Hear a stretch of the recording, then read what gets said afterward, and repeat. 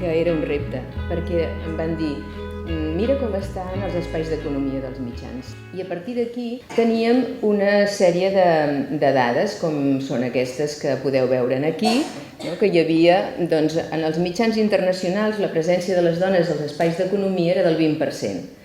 A l'estat espanyol era aquest 17%. Això en els mitjans generalistes. A Catalunya, en els espais, diguem, en els mitjans locals, els espais d'economia, era el 27%. I, a més, vaig estar fent la recerca en 4 suplements específics d'economia i aquí baixava d'una manera bastant important el nombre de dones i es quedava en el 15%. Els suplements d'economia analitzats apareixia com a ocupació de negocis, executius, finances, eren el 92% eren homes. Clar, el primer que et preguntes és, efectivament, només hi ha un 8% de dones empresàries o executives o que es dediquin a les finances? No, esclar que no. El que passa és que hi ha aquesta mena de silenci o d'indiferència cap a aquests perfils de dones que no s'ajusten a l'estereotip tradicional. Les dones on apareixien? Amb una cosa que havíem dit altres històries, que era on s'explicaven iniciatives curioses, relats sobre moda, sobre disseny, escoles d'idiomes, en fi, aquelles coses que no saben on col·locar, és a dir, el que podríem dir notícies perifèriques, notícies toves. Per contra, tampoc no apareixen en aquestes pàgines temàtiques com la pobresa, com l'habitatge, com l'atenció i la cura que dediquen en gran part, la major part, les dones en el seu àmbit familiar. Quan, si es quantifica, sí que té un cost econòmic, i per tant seria fàcil convertir-ho en una història per posar en un suplement d'economia. Per tant, una de les conclusions que ja sabíem, però que és com tornar a reforçar, és que els mitjans apliquen una mirada androcèntrica, que, per descomptat, no coneixen la perspectiva de gènere i la informació que produeixen no té en compte les desigualtats de gènere, una cosa que realment és xocant. Nosaltres diem que fer informació periodística amb justícia de gènere podria ser motor de transformació social, no només a les pàgines d'economia, sinó en general, naturalment.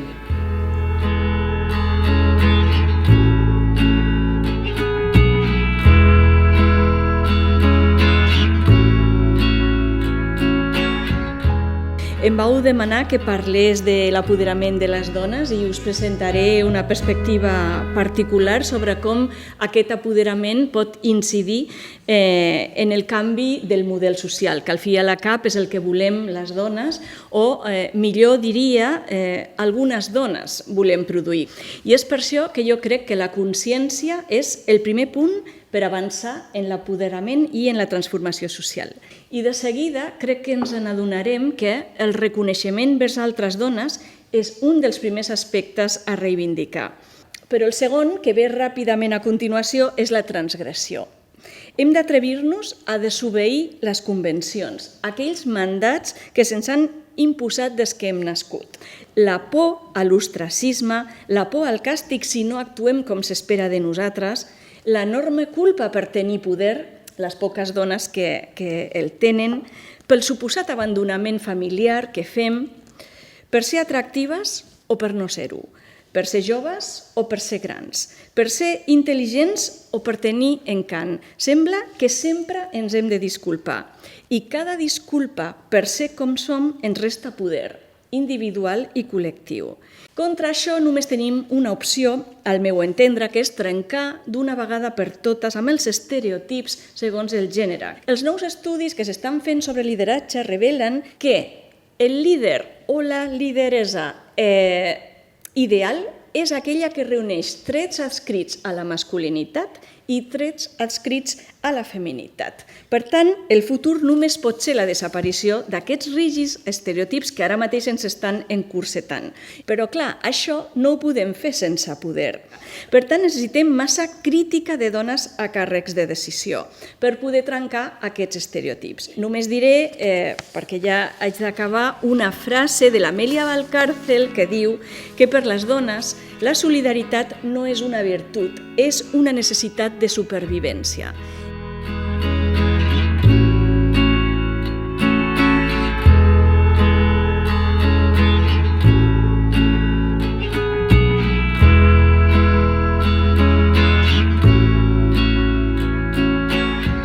Lo que voy a mostrarles es la experiencia del trabajo de la Red Colombiana de Periodistas en Colombia. Hacemos parte de la red internacional, con el mismo nombre, Red Internacional de Periodistas con Visión de Género.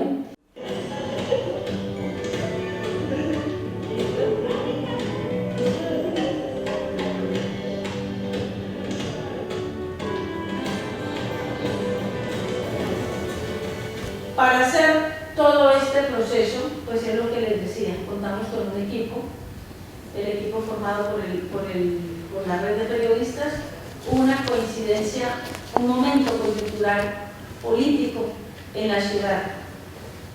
En Bogotá, el proyecto de gobierno era una Bogotá más humana.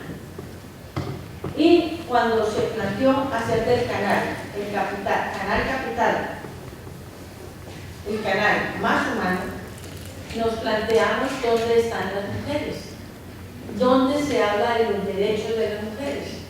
Si las mujeres no tenemos derechos sobre nuestro cuerpo, no tenemos autonomía y no tenemos dónde ejercer esos derechos, no tenemos equidad para hacerlo, pues da igual que tengamos en el papel esa igualdad de derechos. Le hemos dado la voz a las mujeres y mujeres anónimas, mujeres que sienten que realmente existen, que lo que hacen es importante, porque se aparecen, ellas piensan que nunca tenían derecho a aparecer en una pantalla y cuentan su historia y saben que esa historia es importante y alguien les está dando credibilidad. O sea, que nosotras buscamos a las mujeres como fuente, pero en este momento otros medios, universidades, colegios y organizaciones tienen el programa también como fuente. Estamos haciendo, de hecho, base de datos de mujeres en los diferentes terrenos que se pueden entrevistar. Nos interesa mostrar lo que ellas han hecho y están haciendo en cuanto a su condición de mujeres.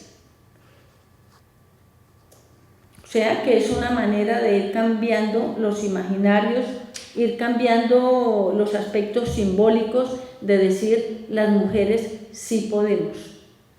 El toque entonces del enfoque de género, el toque del lenguaje nos corresponde a nosotras.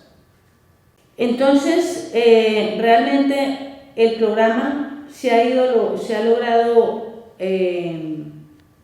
ha logrado imponerse en la parrilla. El rating es muy alto y en septiembre de este año el primer Congreso Latinoamericano de Defensores del Televidente en Buenos Aires recomendó para que en los diferentes países de la región, o sea Latinoamérica, se hiciesen programas como Ni Reinas ni Cenicientas. En ese sentido, pues realmente se ha abierto un camino. Creemos que existen posibilidades de hacer periodismo con enfoque de género. Desde el periodismo podemos hablar de los derechos de las mujeres. Es una manera, si no conocemos los derechos no podemos exigirlos. Digámonos entonces que es un paso para el empoderamiento de las mujeres, para que las mujeres al conocer sus derechos vayan tomando conciencia, puedan ir haciendo camino hacia la autonomía, y en la medida en que conozcamos, pues haremos ante los gobiernos las exigencias.